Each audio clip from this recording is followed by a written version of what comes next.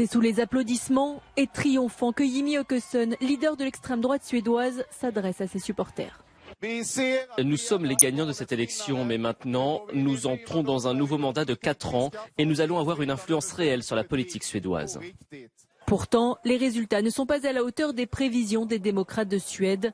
Ils espéraient 20 à 30% des voix. Ils récoltent pour le moment un peu moins de 18% et échouent à devenir la deuxième force politique du pays. Mais pour les militants, cette élection reste une victoire. Tant que l'on obtient de meilleurs résultats, ça me va. Donc je suis content. C'est mieux que notre score de 2014. En effet, l'extrême droite progresse de près de 5% par rapport au dernier scrutin législatif.